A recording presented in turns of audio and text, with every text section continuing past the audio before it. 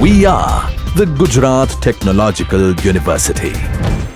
Since its inception over a decade ago, GTU has been empowering young and curating minds to realize their true potential. Over 4 lakh inspired students are enrolled with one of the premier academic universities in India. With more than 450 affiliated colleges in its fold operating across 5 zones of the state, GTU, the International Innovative University, your place to move forward.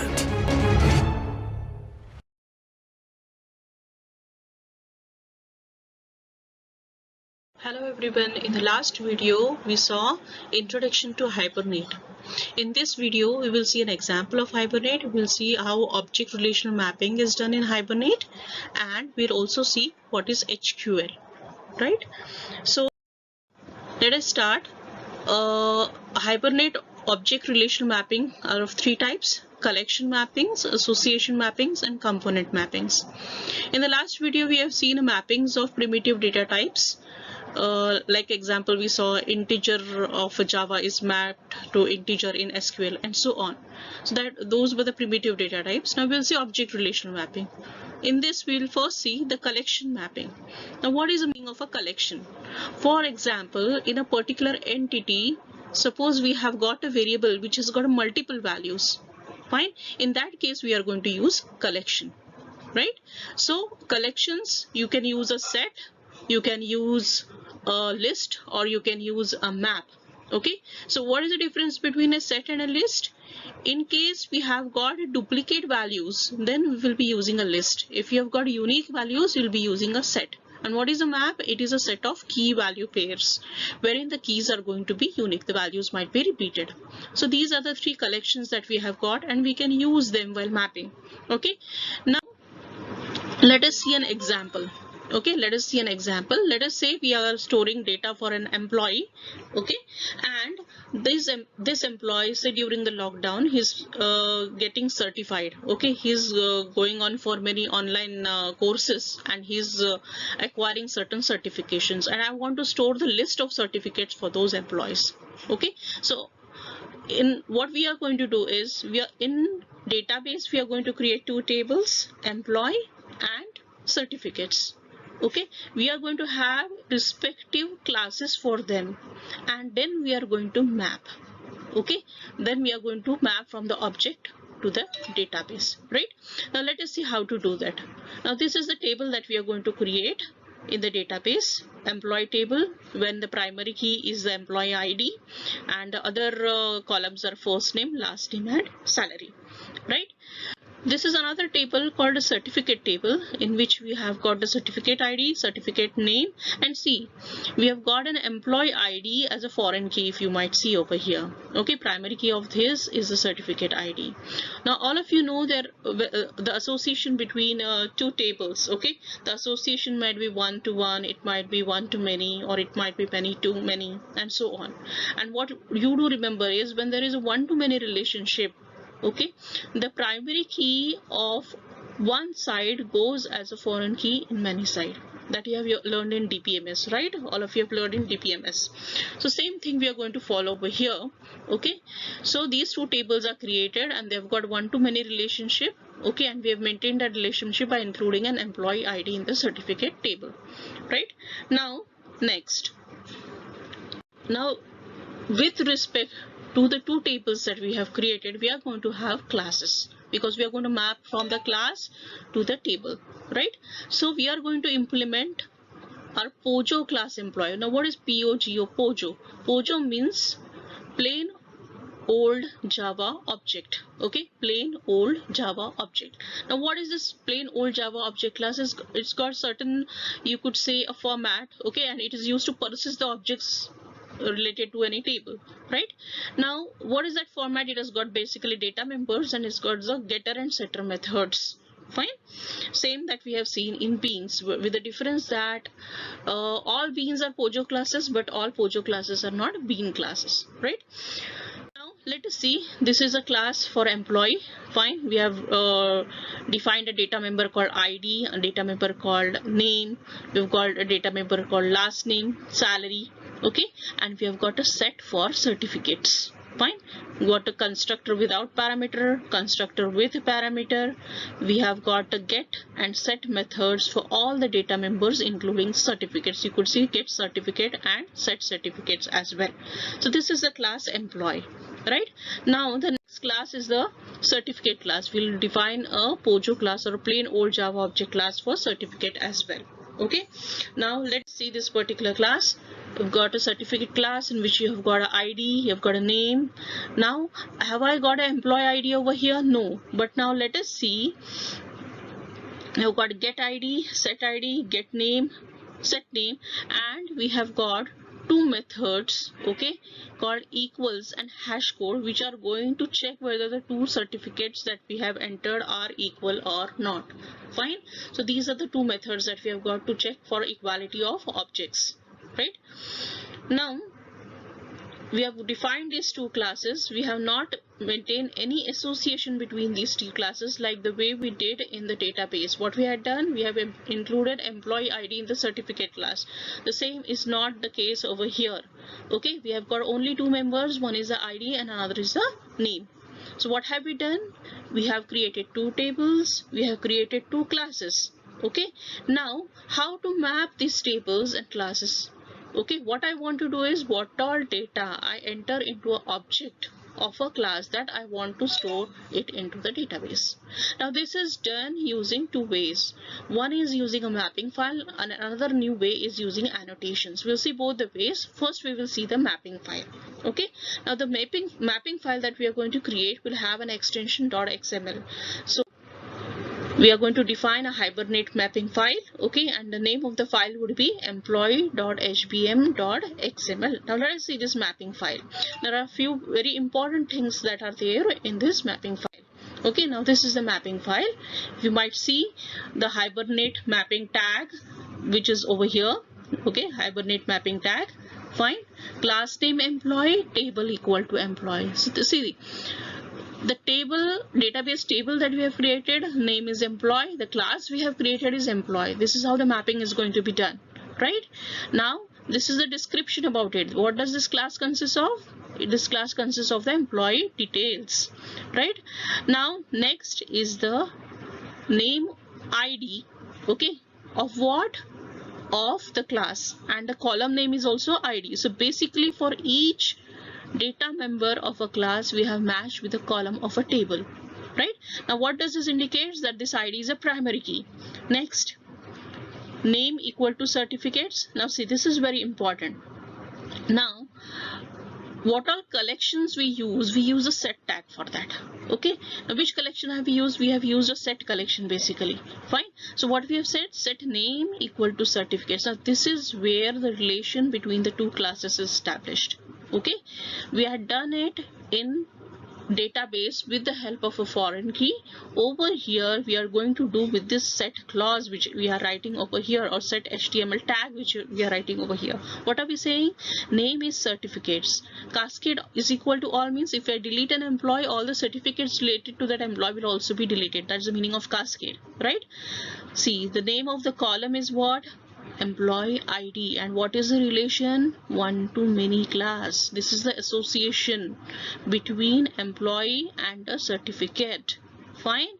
So this is where the relation between the two classes is established. And then we have got property name equal to first name, and the column is first name, and what is the type of that, right? This is the name of the data member, this is the name of the column, and this is the data type. Same way for the salary. Okay, then next we have got the certificate. See what we are saying, class name equal to certificate, table equal to certificate. Just as we have said class name equal to employee, table employee equal to employee, is a class name equal to certificate, table equal to certificate. What you will understand is over here this gives a description of the certificate. Class contains the certificate record. Fine. Now ID. Fine, this is a primary key, and name. Okay, so this is the Hibernate mapping in which we have mapped each and every data member with a column name, and this is where we have also set the relation between the two classes. Okay, using this configuration file we have set the relation between the two classes, right? Now next what we are going to do is we are going to write a Java class. Okay, the name of the class is manage employee, right? Now see, we have declared a static session factory object over here. We have seen what is this session factory when in the first video itself, okay, when we saw the introduction to Hibernate and Hibernate framework. So this configuration is set, a session factory is built, fine. If there is an error, that error is shown. Next, here we have created an object of manage employee, okay, and we have created a set, and in that set we have added 3 certificates, MCA, MBA and PMBA. If you remember, a set is a collection of values which cannot be duplicated. So these are the 3 values, these are not duplicates, right? And then we have given a call to a method called add employee. We are going to see what is this add employee going to consist of, right? And we have passed 4 parameters to it. One is a name, okay, then is the last name, the salary, and we have passed the certifications that the employee has done. We have added them, okay, we have called the add employee method for adding them to the database, okay, and then we have listed those employees which we have added. Let us see what is written in the add employee. Now in the add employee we are beginning a session, okay, we are beginning in the session, we are beginning a transaction, session dot begin transaction. That is what we are saying, right? We have opened the session, we have created a transaction or begin a transaction, we have created a new employee object, okay, we have passed these 3 as parameters to the employee object. In the constructor there are 3 parameters, one for name, then last name and salary, fine, and then we have set the certificates using the set certificates. See, these 3 could also be set using set name, set L name, set salary, okay, but since they are already provided in the constructor, we've called the constructor and we have set the certificates using set certificates, right? And see this thing, session dot save employees and commit.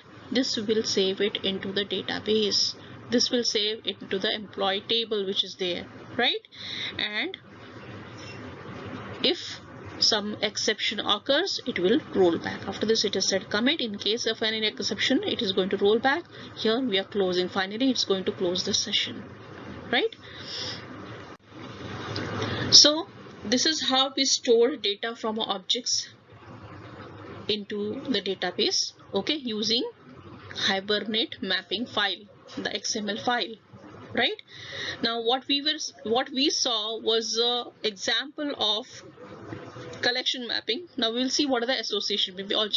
Already we have seen these association mappings in the example.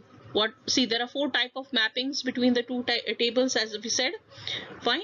One is one to one, one to many, many to one, and many to many. If you remember, if in one to one, primary key of either side could go as a foreign key in the other side. In one to many, primary key of one side goes as a foreign key in many side. In many to many, third table is created. That is how we do it in a database, okay? So in Hibernate, again, these are the 4 mappings, example of which we have seen over we have seen before, okay, in the XML file, right?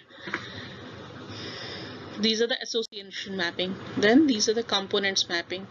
Now sometimes what happens is, just as we saw the certificates, we created a different class. Sometimes a different class is not created and the certificates are managed in the employee itself. So such type of mapping is called as a component mapping. So certificate is a component of, you could say, employee class, right? So these were the 3 mappings. Collection mapping, okay, in which we have seen set, we have seen list, and we have seen map, fine. Then we have seen an example of a collection mapping. Then we've seen what are the association mappings and component mapping. Now I told you that there are 2 methods of storing data from objects to a database. The first one we saw using a configuration file. Now the second one is using annotation, okay, using Hibernate annotation. Now what happens in Hibernate annotation is that we are going to create a class. Okay, you can use annotations in addition to or as replacement of XML mapping. Means you can use both together. That is what is specified. But first we will see an example of annotation. We have already seen an example of Hibernate.xml file. Okay, Hibernate mapping file. Now here, as before, we have created a table called employee. We have created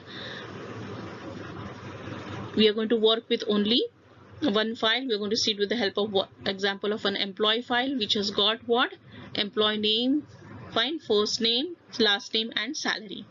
Now, related to that employee table, I am creating a class. Okay, I'm going to create a class. See, this is it, public class employee. See, before writing this public class employee, I have specified @. This is called as what? Annotation. What am I saying? @ table name equal to employee. Same way, when I'm going to specify the names of the data members. Okay, when I'm going to specify the name of the data member, here I have specified the name of the data member ID. Fine. Before that, I'm going to specify the column name. The column name, the data member name. The column name, the data member name. Right? So this is how we specified, and we have said we are specifying the get and set methods. Get first name, set first name. Get last name, set last name. Get salary, set salary, and so on. Fine. Now, after that, we are going to write a Java class called manage employee, just as we had seen before. Right? In the main function of that, okay, what part are we going to say? Factory equal to new annotation configuration dot configure. Okay, and I'm saying add annotated class employee dot class. Okay, and build a session factory. Fine. So this is the method that we have used, add annotated class employee dot class. Right? After that, we are creating an object of manage employee. Right? We are adding 3 objects we have created, right?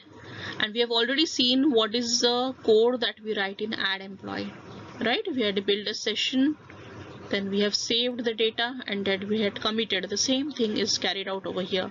So last time we had seen code of add employee. This time we will see the code of list employees method over here. So we've added these 3 employees just as the way we had done it before.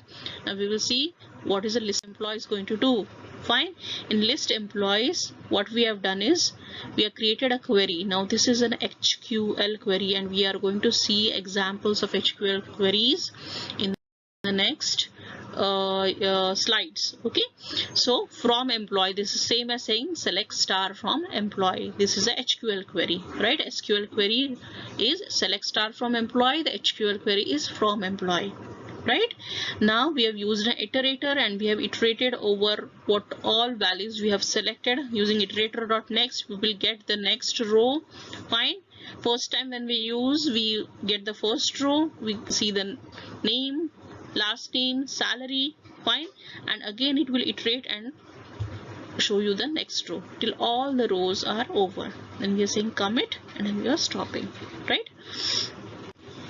Now we'll see what is a Hibernate query language. In the previous slides, we have seen how to store data from a class, okay, from an object basically to a table, right? And we have done it using 2 methods. Which are those 2 methods? One is using a configuration file, and another is using annotation.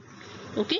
Now when we saw using annotation, we used a HQL query saying from employee. Now let us see what is Hibernate query language or HQL. It is similar to SQL, but a few differences are there. Okay, so Hibernate query language is an object-oriented query language similar to SQL, but instead of operating on tables and columns, HQL works with persistent objects and their properties. Right?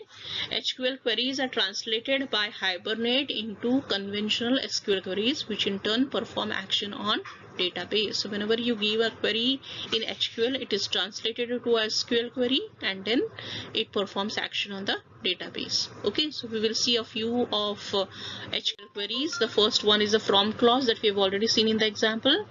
What we are saying, string HQL equal to from employee, then session dot create query HQL. Now this query from employee will be passed to the database. It will be translated into SQL, and then whatever result is there, okay, that will be listed using this query dot list, and the result will be stored in the results. Okay, now when specifying from employee, I can also specify like this: from com dot hibernate book dot criteria dot employee. I can specify the whole path over here as well, right? So this is a from clause. Same way, this is the as clause which we use for alias. Okay, so you can use as clause, or you can directly say employee over here from the same as saying select star from employee as E, the same as saying select star from employee E. Next is the select clause. Okay, now when you want to select all the columns of a table, you simply use a from clause. But in case you want to select only specific attributes, that time we will be using the select clause. Like over here, what I was saying, select E dot first name from employee E, right? So we are specifying which column we want from the table. That time we will be using the select clause. Next is the where clause. Okay, now I have directly started with from, which indicates that I want all the columns from the employee table where the employee ID is equal to 10. Means I want all the details of employee ID 10, right? Next is the order by clause. As you know, order by clause shows you the output in a sorted order. If you simply say order by E dot salary, fine, then it will give you in ascending order. If you want in descending order, you're going to say DSC. So since I'm starting with from, all the columns are going to be selected from employee table where ID is greater than 10, and they will be displayed in a sorted order, sorted descending order. Same way, group by clause, you know that aggregate functions are used with a group by clause. So what am I saying? Select sum salary comma E dot first name from employee E, group by E dot first name. Now this is exactly same like the SQL query, entirely same like the SQL query, group by clause. Then update table name, set column name equal to value. Now see this value, what am I saying? Colon salary. Now this will be passed as a parameter. Okay, so this is how it is passed. The value of salary is passed over here. Salary is equal to 1000 where employee ID is equal to 10. That's the meaning of this. So we can even pass parameters to the statements, SQL statements, right? Delete clause, delete from employee where ID equal to colon employee ID, and this value will be taken from here, right? This is the delete clause. This is the insert clause. This is the same as SQL, right? What all rows are selected from here, those will be inserted into this employee table. Rows from old employee table will be stored into the employee table, right? So this is all about Hibernate. Thank you so much.